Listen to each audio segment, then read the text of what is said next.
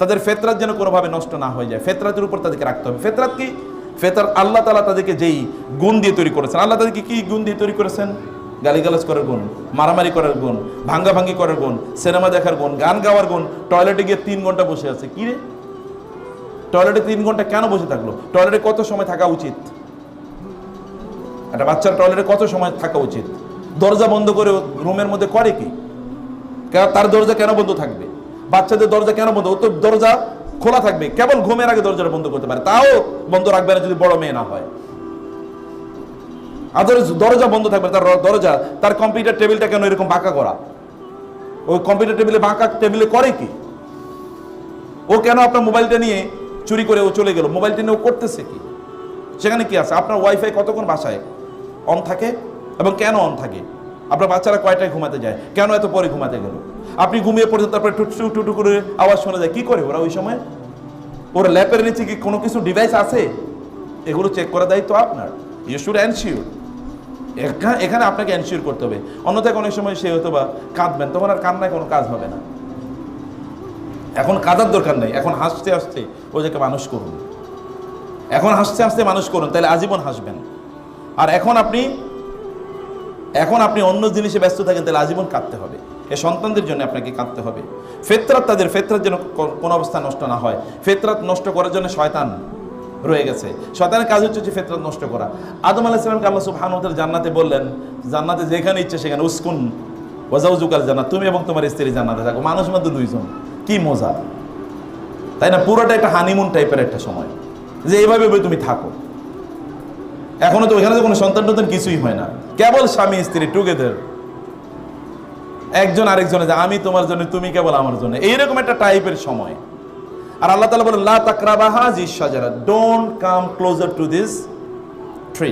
কেবল একটা মাত্র গাছ, জান্নাতে গাছ কয়টা? হ্যাঁ, কয়টা গাছ বলতে পারেন কেউ?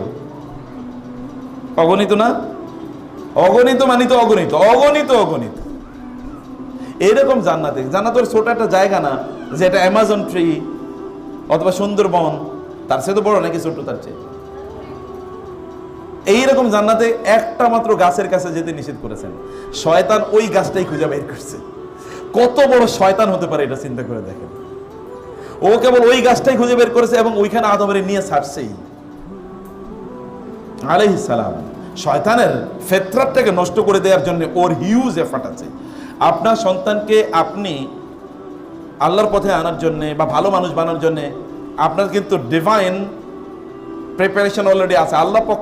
আল্লাহ থেকে প্রদত্ত অলরেডি তার মধ্যে ওই কি জিনিস, ইকুইপমেন্ট তার মধ্যে আছে, ম্যাটেরিয়াল তার মধ্যে আছে। শয়তান ওই ম্যাটেরিয়ালগুলো ধ্বংস করে দিতে চায়। শয়তান কখনো কখনো কারো পেছনে 10 বছর চেষ্টা করে তাকে কি করার জন্য? পথভ্রষ্ট করার জন্য। 10 বছর পর্যন্ত তার দিয়ে ভালো কাজ করিয়েছে। যেমন কোন এক লোকের দিয়ে শয়তান কেবল উদ্বুদ্ধ করবে, তুমি ইবাদত করো, ইবাদত করো, ইবাদত করো, ইবাদত করো। কোন এক সময় সে বলবে, আমি আল্লাহর ইবাদত করতে করতে এখন এমন একটা অবস্থা দাঁড়িয়েছে, আল্লাহর সাথে এখন আমার রিলেশন তৈরি হয়ে গেছে। এখন আল্লাহ তাআলা আমারে বলছে, তোর আর ইবাদত করা লাগবে না, তুই এখন কি ইবাদত মুক্ত, এখন আর তোর শরীয়ত লাগবে না, এখন তুই কেবল মারিফত নিয়ে থাক। বুঝতে পারে না শয়তান কোথায় তাকে আক্রমণ করেছে? শয়তান অলরেডি বলছে এখন কি, এখন ওই লোক ঘুরে এবং বলে, ওই লোক ঘুরে আর বলে যে আমি মনে মনে আল্লাহর ইবাদত করি। কিসে আল্লাহর ইবাদত করে? এখন তার শরীয়তই বলে, তোমরা তো মিয়া শরীয়ত নিয়ে আসো, আমরা অলরেডি মারিফত নিয়ে আসি, 24 ঘন্টায় আল্লাহর ইবাদত করি। এক লোক আমার বললো যে আপনি নামাজ পড়েন, নামাজ পড়েন না কেন? ওই লোকের জিজ্ঞেস করলাম, বলে নামাজ পড়েন মানে কি, আপনি কতটুকু নামাজ পড়েন? আমার কতটুকু নামাজ পড়ি মানে 5 ওয়াক্ত পড়ি। বলে তো আপনি 5 ওয়াক্ত কত ঘন্টা নামাজ পড়েন? আপনি আধা ঘন্টা নামাজ পড়েন, আমি তো 24 ঘন্টায় নামাজ পড়ি। তাই বললাম সুবহানাল্লাহ, এটা কিভাবে সম্ভব? বলে আমি মনে মনে নামাজ পড়ি। এখন যেমন মনে মনে ট্রান্সজেন্ডার, শরীফ থেকে শরীফা, তাই না? মনে মনে ছেলে, মনে মনে মেয়ে, ওই লোক মনে মনে আল্লাহর ইবাদত করে। তাহলে এই শয়তানকেও তার পেছনে ইনভেস্টমেন্ট করেছে গত 30 বছর এবং করে তাকে এভাবে পথভ্রষ্ট করে রেখেছে।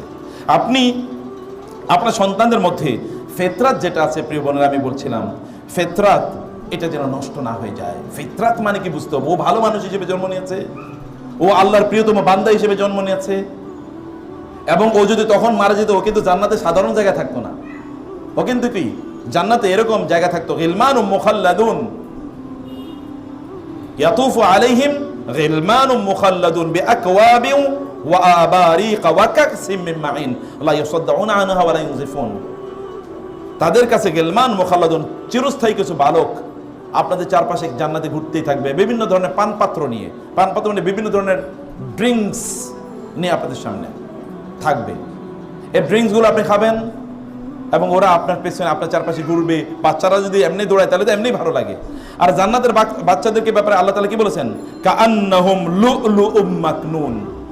জান্নাতে এই যে আপনাদের বাচ্চারা যারা জান্নাতে যাবে, এদের ব্যাপারে আল্লাহ বললেন এরা হচ্ছে লুলুউম মাকনুন। যদি এমনিতে মুক্তা তো এমনি জলজল করে, কিন্তু যেই মুক্তাটি আপনি একেবারে যত্ন করে রেখেছেন, সামান্য ধুলাবালিও যেন এর মধ্যে না পড়ে, এটা কেমন জলজল করতে পারে বলেন তো? এইরকম জলজল যেন করবে, মুক্তর মতো এরকম জলজল করতে থাকবে বাচ্চাগুলো, চেহারা থেকে আলো ঠিকরে পড়বে ফ্লাড লাইটের মতো। এইরকম বাচ্চাই তো আপনার সামনে, আপনাকে তো আল্লাহ এরকম বাচ্চা দান করেছেন। তো ওই বাচ্চাটাকে আপনি ফিতরাতের উপর রাখার জন্য আপনাকে চেষ্টা করতে হবে, আপনাকে কাজ করতে হবে ফিতরাতের উপর রাখার জন্য। আমি আপনাদেরকে বলবো, বোনেরা বাজারে যাবেন, সুন্দর সুন্দর বই আছে, বিলিভ মি। আমাদের আজকে 2টা বই আছে এখানে। এটা হচ্ছে মায়েরা আসলে সোনালী যুগের এই যে বড় বড় মানে ইসলামিক স্কলার যাদের কথা বললাম, তাদের মায়েরা কিভাবে তাদের সন্তানদেরকে লালন পালন করেছেন তার উপর একটা বই। আর একটা হলো গোটা জীবন জুড়ে নাসিহা দরকার আমাদের, কোন পদ্ধতিতে আমাদের জীবনটা পরিচালনা করব। দুটো বই আপনারা নিয়ে যাবেন, এটা মাস্ট রিড। বাসায় বসে পড়বেন, বাচ্চাদেরকে নিয়ে পড়াবেন এবং অন্যদেরকে আপনারা গিফট করবেন, আত্মীয় স্বজনদেরকে, বোনদেরকে গিফট করবেন, বান্ধবীদেরকে গিফট করবেন। অন্য কিছু তো গিফট করছেন, হাদিয়া, বই, মানে অন্য কিছু যেটা আপনারা ঈদের সময় দিতেন, আমাকে বই, 1-2টা বই তাদেরকে দেন, কালচার তৈরি হোক। আমি আমার জীবনে দেখেছি বাংলাদেশের একজন বড় ইসলামী ব্যাংকের প্রতিষ্ঠাতা সহ ইসলামিক ইউনিভার্সিটিগুলোর প্রতিষ্ঠাতার মধ্যে একজন, এত বড় স্কলার বাংলাদেশে খুব কম এসে। ওনার একটা বৈশিষ্ট্য ছিল প্রচুর পরিমাণ, উনি বলতে চাচা, উনি চাচা বলতেন সবাইকে, বলতে চাচা, আমাকে বলতে চাচা আমি প্রতি মাসে 30-40 হাজার টাকার বই গিফট করি। আমি বললাম সুবহানাল্লাহ, সাদকায়ে জারিয়ার কি বিশাল বড় কাজ, কি বিশাল বড় সাদকায়ে জারিয়ার কাজ। বান্ধবীদেরকে বই গিফট করেন, তাদেরকে বলেন কিভাবে তারা ভালো মানুষ হবে, আর তারা ভালো মানুষ কিভাবে বানাবে, এটা তাদের মধ্যে তৈরি করা, ওদের মধ্যে সেলফ এস্টিম তৈরি করা, বাচ্চাদের মধ্যে সেলফ এস্টিম।